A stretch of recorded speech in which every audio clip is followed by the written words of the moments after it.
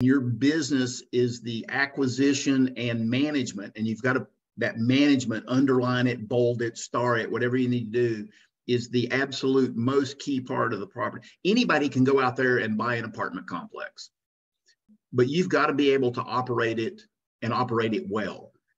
Welcome to The Foundry, where leaders are forged daily. Each week we investigate themes of leadership, entrepreneurship, and mindset with some of the greatest minds in real estate. And now, the data scientist of real estate, George Roberts.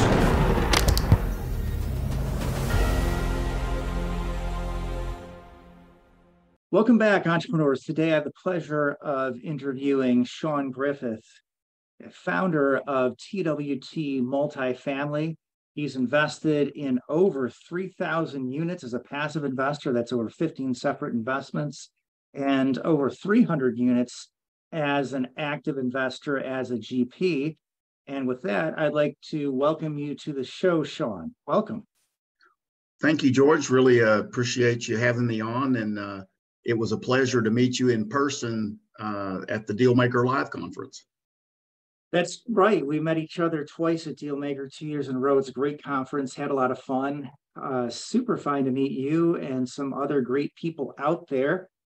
And I think I'd like to probably kick it off with, I know you're doing a lot of things, including multifamily. You've got some ground up development and your passive investing. But I think a lot of the people here, they might be dipping their toe in the water, wondering what it's like to invest in multifamily, and passive investment's a great way to start. Why don't you tell us, what was it that led you to decide that investing passively in multifamily was your next big step?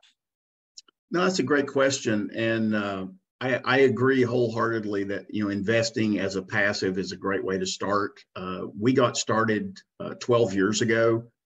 We were looking at other options to bring in additional income. And a friend of mine invited me to a group meeting. They were talking about how to invest in real estate. And they talked about a lot of different things. They did some single family and some other stuff, and multifamily. And for me, the multifamily just made a lot more sense, because if I have, 86 homes scattered across town, that's going to require a lot of time and effort to manage all those. But if I have 86 homes all in the same spot, it's a lot easier to manage. So for me, it's it's just an economy of scale. And we got started with one investment, and the guys that were running the deal just really knocked it out of the park. And long story short, we invested passively for about 10 years, and it was good to us. And then November of 2020, we were sitting around the kitchen table, my wife and I, talking about finances and what retirement was going to look like. And we came to the realization that the bill of goods that Wall Street and corporate America had sold us wasn't quite all it was cracked up to be. I mean, don't get me wrong. We had money in a 401k and we'd had an okay retirement, but we'd have to cut back on our standard of living, what we give to our church and charities. And for us, the worst was we were going to have to cut back on our travel. And we did not want to cut back on anything going into retirement. We actually wanted to step it up a notch. So we go, how can we do that? And for us, the answer was syndicating real estate. Yeah, great story. And unlike a lot of people who, it seems, learn about real estate, they watch a couple of gurus on YouTube and they decide, hey, I'm going to quit my job. Sounds like maybe that's not the advice you'd give people. No, it's not. I jokingly tell people that, that ask me, well, how do I do what you're doing? And I usually say, well, the first thing you should do is go to your psychiatrist and have them evaluate you. And if they tell you you're crazy, it's a good start. And then the second thing they should do is go watch the movie Pacific Heights. If you've never seen that movie, I encourage you to go watch it.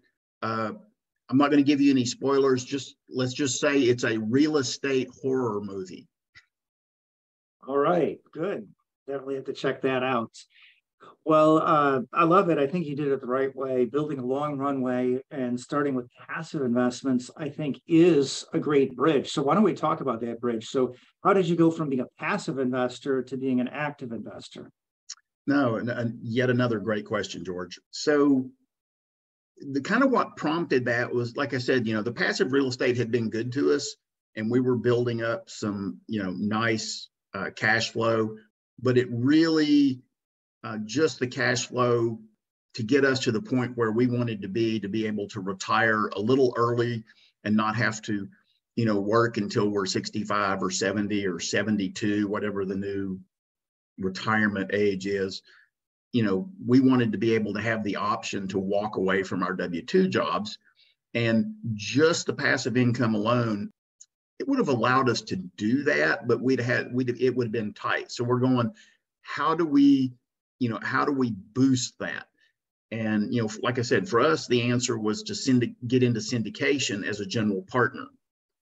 And anybody that's considering that, I strongly, I cannot urge them strongly enough to get some education, get with some people that are doing it today, have some serious conversations, because it's a lot of work.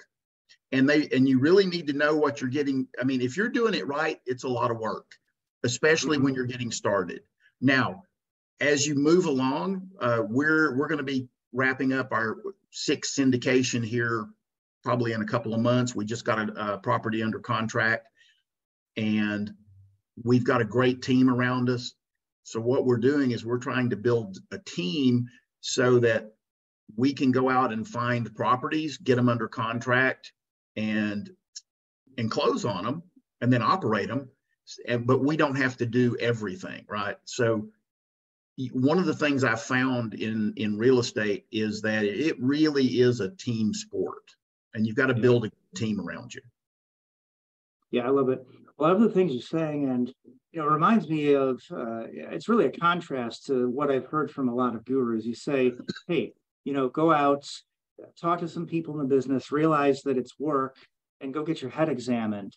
I think that most people, they get the impression from talking to gurus that, hey, you're going to be like totally passive. You're going to have a property manager. There's a great big team. I mean, you're going to have all these things done for you, and basically you just got to go out and find that next deal, raise the capital. Well, I don't think that's the reality. Well, I mean, and you said a key word there, and it's business. This is a business. You are starting a company, and your business is the acquisition and management, and you've got that management, underline it, bold it, star it, whatever you need to do, is the absolute most key part of the property. Anybody can go out there and buy an apartment complex, but you've got to be able to operate it and operate it well. Yes, you're going to have property management, but the property management by itself, if just left on their own, is going to do, let's go on the assumption that they're reasonable, honest people, they're going to do an okay job, and that's the best case. What you have to do as an asset manager, because you have multiple assets, you're not there on the property every day. You're not, leasing apartments. You're not interviewing tenants. You're not doing all that other stuff. You're not doing maintenance.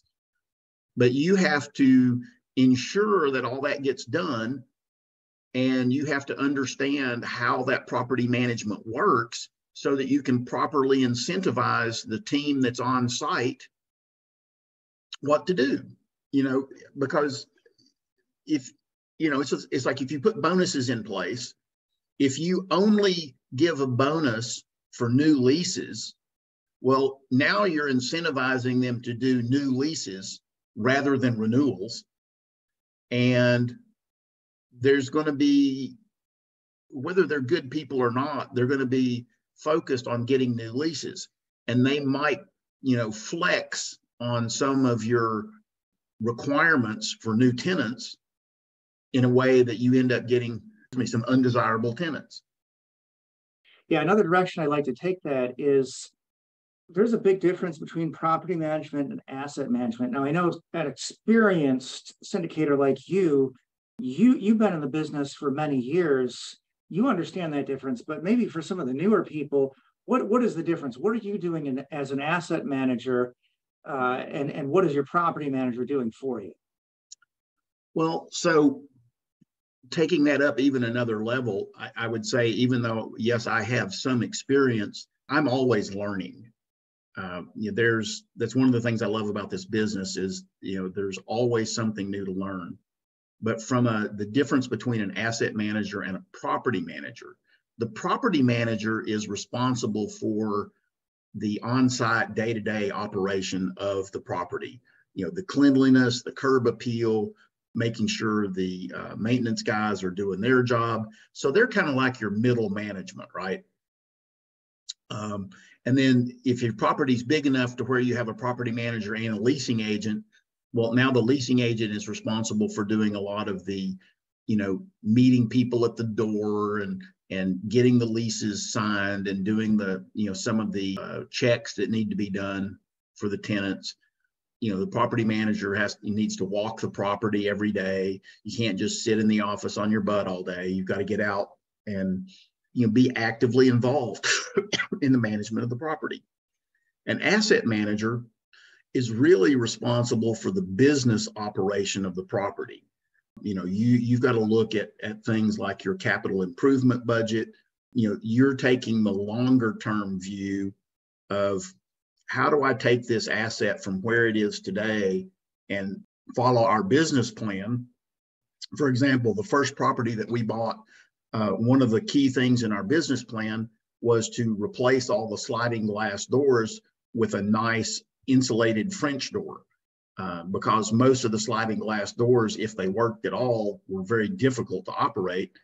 And the tenants preferred to use those to enter and exit because that's where they parked their car on that side. So that was one of our job, was to work with and schedule the contractors. Now, some property management companies will do that for you, but they'll charge a fee. Mm-hmm. I prefer to manage the larger capital projects myself.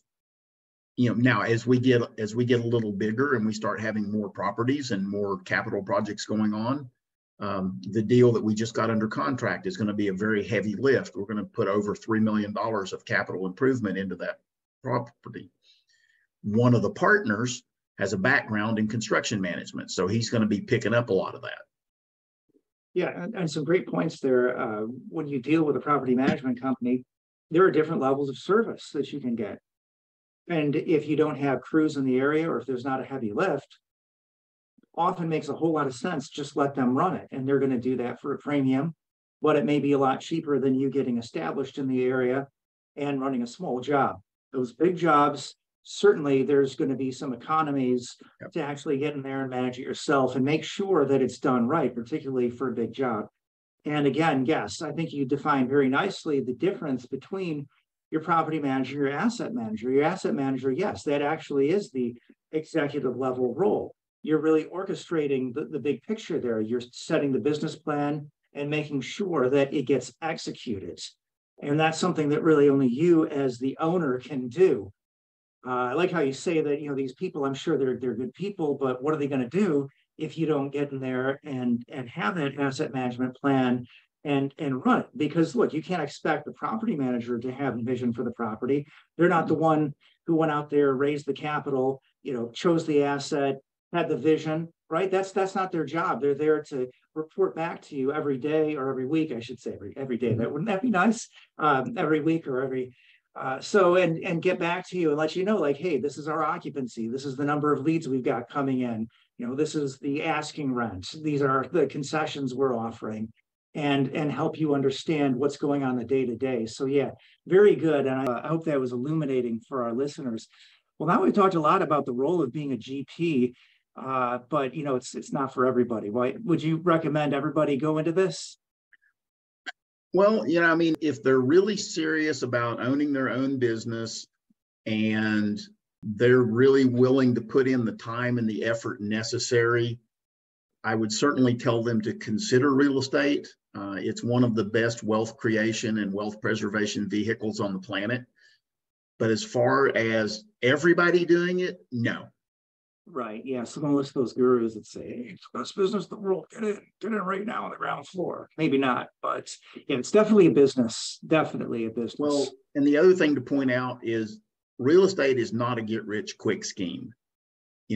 Love him or hate him, Grant Cardone has a great saying. He goes, real estate is not get rich quick, but it's get rich for sure. Yeah, I like it. And I would say, as you point out, it is definitely a business. There's definitely work involved. You're going to have to be a leader, a decision maker. You're going to have to line up the capital and make all these things happen. But it is perhaps one of the more replicable businesses. It's not like we're starting an electric car company here. If you Yeah. do it and you do it right, and you're following a well-trodden path, it's very replicable, and you should be able to do it well. And once you do, you should be able to scale. And I think that's possibly the best thing about real estate. Yeah, you're absolutely right. It's simple, but it's not easy. I've got two partners on a deal that they are both literally rocket scientists. They both worked for NASA, and absolutely amazing people. But they'll tell you, yeah, this is not rocket science, and they should know. Yeah, I love it. Yes, I've worked with some very technical people. I came from data science, and it's a great business to be in because, yeah, you don't actually have to be truly brilliant. You don't have to be a rocket scientist. I'm sure it probably helps. But if you're a good, reliable person, you can make this business work. And then the real trouble comes then with the scaling. If you're able to manage that, then you can be very, very successful. So you mentioned Grant Cardone, great quote there. Here's one from Marshall Fields, that real estate is not only the best, most reliable way to become wealthy, but really the only way to become wealthy. I don't know if that's 100% true, but I think for many people it is. I mean, what are you going to Yeah. do? Do you want to go and found a startup and have a 90% chance of failure? Or do you want to go into real estate and you're not going to become a billionaire in most cases, but you have a very high likelihood of becoming a millionaire? Yeah. Well, I mean, take McDonald's, for example. Everybody thinks McDonald's is a fast food company. They're actually a real estate company. If you go look at their balance sheet, holy cow, the amount of real estate that they own and the value that real estate has is just crazy. But they happen to also do fast food. Right. And there's a lot to leverage there. I mean, when you look at companies like, say, Starbucks, Chick-fil-A, McDonald's, Mm-hmm. Walmart, these are companies that do a lot of demographic research. When you see them moving into the area, that's a real sign that this might be an area that's on the up. Oh, yeah. I mean, I've got 3 or 4 indicators that I look for when I go drive around an area to look at a new property. Is there a Starbucks? Is there a Walmart? Is there a Chick-fil-A? And is there a Sprouts or a Whole Foods? Right, And, right.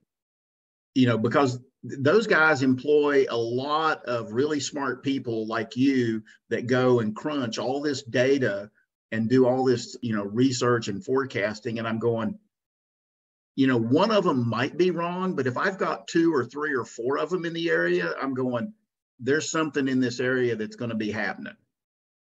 Right. Yeah. And to be fair, though, I believe you came from analytics and software engineering as well. I did. So I think we've both got a little of the same in us. But yeah, very true. I think it's great to be one of those number crunchers. Obviously, that alone is not going to make you a success in the business. Yeah. But without a doubt, you should be crunching your own numbers. And why wouldn't you leverage the work of others as well? Yeah, absolutely. Well, I mean, the human brain is wired to conserve energy. And, that's why people, if left to their own devices, tend toward what everybody assumes is laziness. It's actually energy conservation. But, if you really want to be a business owner, you have to overcome that. And, you've got to kind of step into it and go, yeah, I don't want to get up today. I mean, you told me earlier that, you were recovering and not feeling well. And yet here you are, you're out here pushing through it. And I really appreciate that. Yeah, it's true. There's something about the entrepreneurial spirit. We love to chart our own course. We don't likely take no for an answer. So just recovering from food poisoning, but I decided I can stand up. So we're going to do this interview today. Yeah, it's a great business to be in. And I love that because that's a perfect segue into the next question I wanted to ask you. I know you've got a great take on making mistakes. And I think mistakes, that's something that entrepreneurs look at differently, right? I mean, if you're in a math test, you make a mistake 1 out of 10 times, you're already down, you're all practically down to the B level, right? But entrepreneurs, I generally take a different attitude. I guess I'll let you take it from there. Well, I mean, the way I look at it and the way I was brought up is that mistakes are learning opportunities. And my dad always said that mistakes are okay as long as you don't keep making the same one over and over, and that you learn from it. And he goes, and the best mistakes to learn from are somebody else's. Yeah. So, and that's why, when we were talking earlier about, people thinking about getting into this, is find a coach, find a mentor, find somebody that's done this before you, and use that knowledge that they've collected, learn from all the mistakes that they made so you don't have to make the same ones. Are you going to make mistakes? Absolutely. I mean, sometimes we have to make our own mistake to really go, oh, yeah, that's what they were talking about, That's right. There's no getting out of making your own mistakes in this or any other business. But I love that you mentioned mentorship, because if anybody wonders, does it make sense to go out and get a coach? Well, when you talk to coaches, just ask them. They've got coaches. Yeah. Coaches have coaches. I think probably the rest of us should have coaches too. Yeah. And one of the things that I love about my mentor is, yes, he does have coaches and he does have mentors, and he brings not only the knowledge that he learns from them, but occasionally he brings them in to some of our coaching and mentoring sessions. And so we get to share that knowledge directly from them. And it's like, it really is a growth oriented mentality, right? And, and there are tons of coaches and mentors out there. If people are looking to do that, I strongly encourage them to go look, because just Google it. You'll find a bunch. Go to Bigger Pockets. They'll talk about all of them, and try out several of them. All the good ones have some either free or inexpensive material. Try them out before you go buy their program, because you may not click with them. I love my coach and mentor. I would highly recommend them. If somebody wants to know who it is, feel free to reach out. I'm happy to talk to them, happy to refer them, whatever. Yeah, good stuff. And that's the marketing of the age. It's not just about covering every billboard and every silver screen. Nowadays, marketing means putting out some value. Prove you can do the job. Don't just give me the social proof and say, hey, I've got this many units, or that I got, this many mentees. I mean, yeah, show that you can do the job, provide that valuable material to people, let them consume it. And once they consume that free material, they'll see that, hey, there's some value to actually being in the program, not just looking at something on the internet. Because let's be clear, you could consume free internet, you could consume free material on the internet all day long. Isn't necessarily going to get you where you need to be. You need sometimes to get in a program, have a mentor, and take those steps.